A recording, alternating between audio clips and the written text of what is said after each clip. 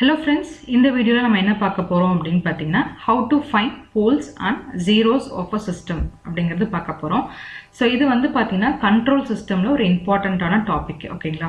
So இந்த மாதிரி important concepts உங்களுக்கு நிறைய வேணும்னா என் சேனலை கண்டிப்பா லைக் பண்ணுங்க, ஷேர் பண்ணுங்க, சப்ஸ்கிரைப் பண்ணுங்க. சோ ஒரு போல்ஸ் அண்ட் ஜீரோஸ் அப்படிங்கிறது ஒரு சிஸ்டம்க்கு நம்ம கண்டுபிடிக்கணும் அப்படின்னா நமக்கு என்ன தெரியும்னா ட்ரான்ஸ்ஃபர் ஃபங்க்ஷன் அப்படிங்கிறது ஒரு சிஸ்டமோட ட்ரான்ஸ்ஃபர் ஃபங்க்ஷன் என்ன நமக்கு தெரியணும் ஓகேங்களா. சோ ட்ரான்ஸ்ஃபர் ஃபங்க்ஷன் பத்தி நம்ம டீடைல்டா ப்ரீவியஸ் வீடியோல பார்த்திருக்கோம். சோ இங்க வந்து பாத்தீங்கன்னா ஜஸ்ட் வந்து ட்ரான்ஸ்ஃபர் ஃபங்க்ஷன் அப்படிங்கிறது என்னன்னு சொல்ல போறோம். Just as a ratio of two polynomials அப்படின்னு சொல்லலாம். சோ நம்ம h of s அப்படிங்கிறது transfer function is equal to n of s divided by d of s. So n of s ங்கிறது numerator polynomial, d of s அப்படிங்கிறது denominator polynomial அப்படின்னு சொல்லலாம் ஓகேங்களா.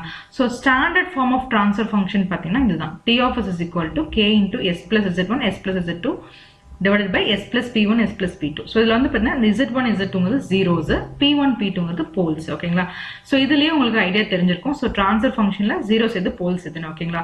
So நாம எப்படி ஒரு zeros கண்டுபிடிக்கணும் அப்படின்னு பாத்தீங்கன்னா இப்போ இதுல பாத்தீங்கன்னா நான் zeros எப்படி கண்டுபிடிக்கலாம் அப்படின்னா நியூமரேட்டர் பாலினாமியல நான் ஈக்குவேட் டு 0 பண்ணிட்டு சோ அதுல s நான் சால்வ் பண்றப்ப எனக்கு கிடைக்கிற வேல்யூஸ் தான் பாத்தீங்கன்னா zeros of a system அப்படின்னு நான் சொல்லலாம் ஓகேங்களா.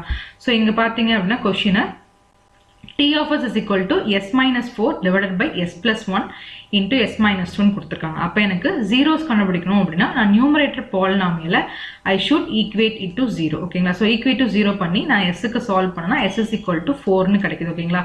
சோ இதுதான் பாத்தீங்கன்னா zeros of a system அப்படினு சொல்லலாம் ஓகேங்களா.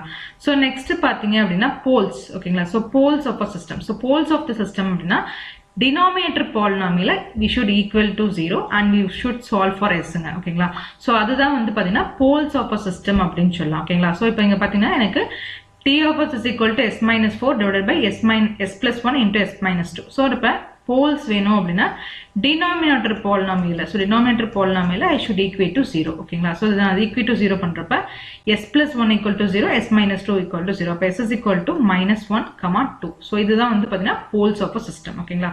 சோ zeros அப்படிங்கிறது numerator polynomial equate to 0 பண்றது zeros, denominator polynomial equate to 0 பண்ணா poles ஓகேங்களா. So this is how we can find a poles and zeros of a system. உங்களுக்கு ஏதாவது டவுட்ஸ் இருந்தா கமெண்ட் செக்ஷன்ல கமெண்ட் பண்ணுங்க.